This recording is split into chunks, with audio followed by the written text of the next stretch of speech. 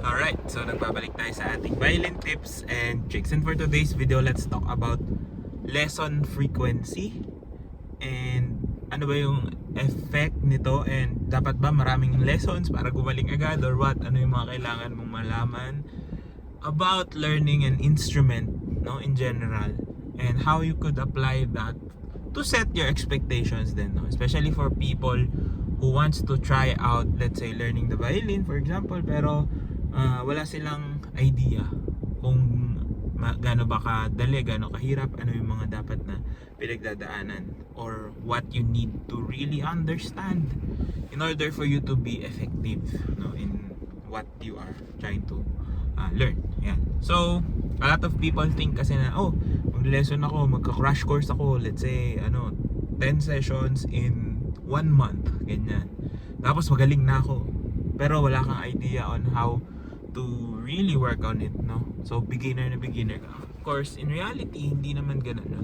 Even for professionals, di ba? Hanggang ngayon, nagle-lessons pa rin yung mga professionals like me. Nagle-lessons pa din tayo. Naghahanap pa rin tayo ng ways to get better, to improve those things. Di ba? Hindi naman natapos talaga yung pag-aaral. And a lot of people have this expectation na kapag nagawa ko siya in 1 month, tapos na, no? Pero the frequency of your lessons will vary, and it really depends on one person to another, from one person to another, no? So may mga tao na once a week okay na, meron mga tao na gusto nila twice a week, iba gusto crash course. Pero it's not really going to equate na mas madaming lessons kang na attendan or mas maraming lessons kang natapos is mas mabilis yung magiging progress mo, because the reality of it is the lessons supply you with the things that you need to work on. Okay, so nagle-lesson tayo, not necessarily doon natin matututunan lahat. Yes, matututunan natin yung skills or yung knowledge na may impart sa atin ng teacher, but the work you need to do is actually outside of your lesson time. So let's say nag-lesson ka twice a week pero hindi ka naman nagpa-practice. Every time na hawakan mo yung violin, lesson day na ulit. Edi yung progress mo magiging mas mabagal, versus for someone na let's say once every 2 weeks siya mag-lesson, no? Pero yung practice niya very mindful, binibigyan niya ng oras, pinag-iisipan niya lahat ng ginagawa niya. Of course, mas mapapabilis yung progress, no? It will always depend on your work ethic. Kasi akala ng iba, mag-enroll ako, magbabayad ako ng ganito. Kahit gaano kalaki, kahit gaano kamahal yung bayaran mong lessons, if you're not doing the work outside of the lessons, wala din, hindi din siya magta-translate into improvements, no? So may mga tao na first time nilang magle-lessons, ang tanong agad, in how many sessions po ba ako makakatugtog? Pero first session pa lang, tinuruan mo na kung paano tumugtog. Pagdating ng second session, yun ulit yung ituturo mo. Pagdating ng third session, yun pa rin yung tinuturo mo. So hindi ka rin makakatugtog, diba? Kasi nga, you're not doing your part, no? The lesson is more of presenting what you did.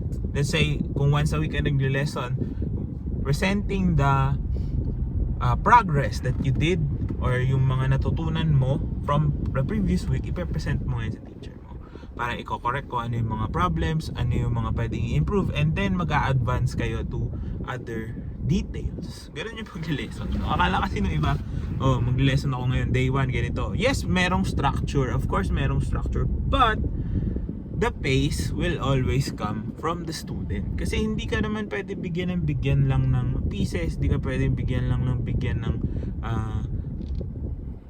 exercises or scales or whatever kung hindi mo naman naayos yung isa, no? Some people take 1 or 2 sessions, okay na. Meron iba 5 sessions, 6 sessions na wala pa rin natutugtog, no? May mga ganun eh. It will really depend on you, and of course how your teacher will react to your progress. Pero the teacher can only do so much, no? Sabi nga nung teacher ko nung college, parang 80% of the work is from the student. and only 20% and the proper guidance comes from the teacher. So ikaw pa rin yung gagawa nun, na tinuturo ka lang sa tamang landas, no? They're creating a path for you, and you just need to walk that path. Gawin mo yung sinasabi sa'yo, gawin mo ng maayos, ng iniisip mo yung mga ginagawa mo, and you'll hopefully be better than you were from your last lesson, no? Kaya yung iba akala nila, oh tapos na nag-aral ako ngayon, oh very inspired, magpo-practice yan, di ba? Tapos next week, sabihin natin within the week nakapag-practice siya twice. So is that enough para mag-translate into something that you would progress agad? Syempre, it depends on you. It depends on the student, no? Hindi sa teacher yung fault when those things happen, no?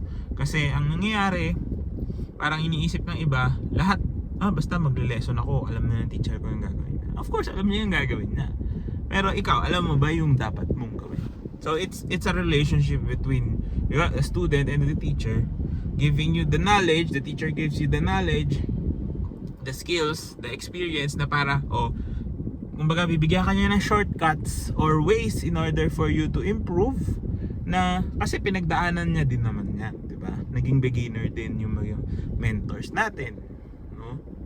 But pinapadali nila kasi hindi mo na kailangang magpasikot-sikot pa, especially if they really know what they're doing.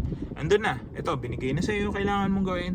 All you have to do is follow, and once you follow and naintindihan mo, and then you can translate it into a skill of your own.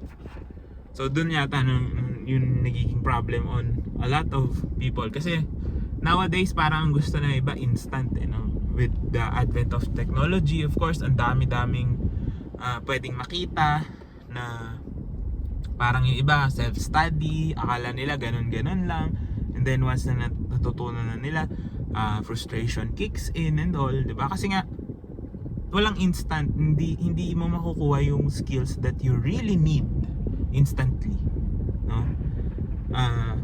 For a lot of people, kaya mabilis yung progress, it's either meron na silang previous background or talagang chinaga nila, talagang nag-practice sila, no? To extent na minsan sobra-sobra, no? But it pays off in the long run, diba? Hindi naman porket pero yung iba naman baliktad, practice ng practice pero mali yung pinapractice, so ending ganun din, wala rin masyado natututunan. So it's a balance of having a good teacher or having good mentors, and of course following through outside your lessons.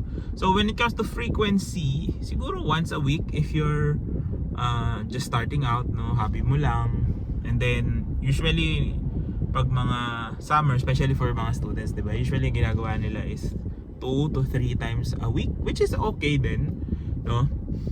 Basta ang suggestion ko, if when we're talking about the frequency of your lessons, dapat may time ka to absorb the knowledge that you've gained, no? So let's say 1 day na interval, so nakapag-practice ka on that day, tapos lesson ulit, pwedeng ganun, pwedeng 2 days, basta as long as hindi dire-diretso, kasi hindi mo ma-absorb, ma-overwhelm ka, hindi. Pero of course, iba rin yung may pinaghahandaan. Of course, iba na yun kasi marunong ka na. Pag marunong ka na, pwede ka na mag-lesson everyday, di ba? Usually sa mga summer camps, ganyan, they really have lessons, intensive trainings, but that's different from your regular sessions, no? So kuwari naghahanda sa mga auditions, sa mga competitions, yun, nag-lesson talaga everyday kasi iba yung style ng turo doon, di ba? That's fine-tuning things versus you learning your progress. So kung nagsisimula ka pa lang, once a week would be fine, no? Twice a week kung talagang gusto mo. Pero again, lesson frequency won't guarantee that your lessons will speed up your progress by, I don't know, twice or 3 times. Pero nasa sayo pa rin yun, kung paano mapapractice mo pa ba yun, naiintindihan mo ba yung ginagawa mo. And yeah, at the end of the day, it's you putting in the work in order for you to succeed in learning any musical instrument for that matter. And so sana nakatulong to video na to. If it did, please do drop a like, comment down below, more content you'd like to see, and of course subscribe to my YouTube channel, follow me on all my socials, all the links you need down in the description box below. This has been Ryan Monakil for Violin Tips and Tricks, and I'll see you on the next